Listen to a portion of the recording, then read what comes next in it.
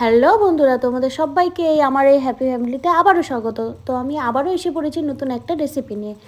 তো সেটা হচ্ছে মাছের মাথা দিয়ে আমি আজকে একটা তরকারি বানাবো। তার জন্য লাগছে আমার মাছের মাথা, পেঁয়াজ কুচি, আদা রসুন কুচি, লঙ্কা, এক দুটো লঙ্কা রয়েছে ওখানে, আলু ছোট ছোট করে কাটা রয়েছে।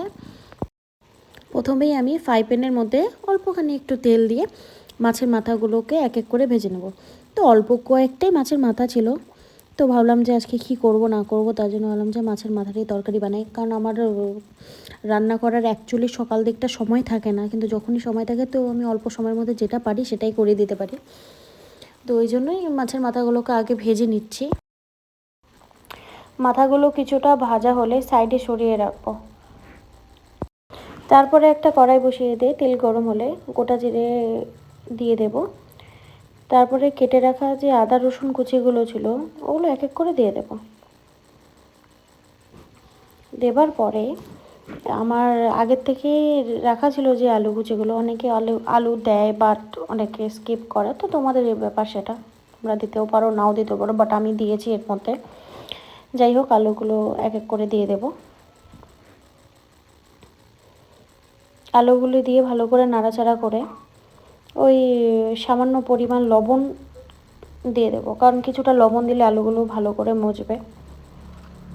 কারণ আমি জলের পরিমাণটা খুব কম দেব বলেই আমি এখন একটু লবণ দিয়ে দিয়েছি, নাহলে পরে সব কিছু অ্যাড করার পরে লবণটা অ্যাড করতাম।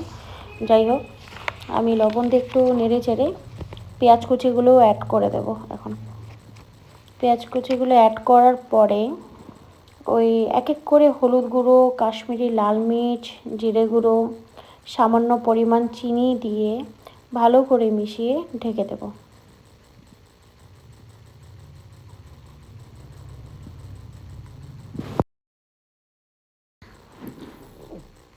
আলু পেঁয়াজগুলি কিছুটা মজে গেলে আগে ভালো করে নেড়ে চেড়ে নিয়ে আগের থেকে যে ভেজে রেখেছিলাম মাছগুলো, মাছের মাথাগুলো, সেই মাছের মাথাগুলো এক এক করে দিয়ে দেব। দেবার পরে কিছুটা জল অ্যাড করে দেব, কিছু পরিমাণ, কারণ বেশি ঝোল বানাবো না, তার জন্য ওই অল্প পরিমাণ একটু জল দিয়ে ঢেকে দেব কিছুক্ষণের জন্য।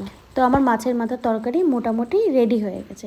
তো ভাবলাম নামানোর আগে শাহি গরম মশলা দিয়ে একটু অ্যাড করে দেবো, আর হচ্ছে আমার বাড়িতে কাসুরি মেথি ছিল, তো ভাবলাম যে ওটাও অ্যাড করে দিই, কারণ আমি কাসুরি মেথি খুবই পছন্দ করি। যে কোনো তরকারিতেই আমি দিয়ে মানে রান্নার পরে আমি দিতে খুব ভালোবাসি। যাই হোক, আমার রান্না মোটামুটি কমপ্লিট। তোমাদের যদি আমার রান্না ভালো লেগে থাকে প্লিজ পাশে থেকো, কারণ তোমাদের একটা লাইক কমেন্ট অনেক দূর এগিয়ে যেতে সাহায্য করবে, প্লাস একটু ভালো লাগবে যে কেউ আমার ভিডিওটা দেখছে, ভালো লাগছে। যাই হোক, একটু পাশে থাকলে একটু সহযোগিতা পাবো।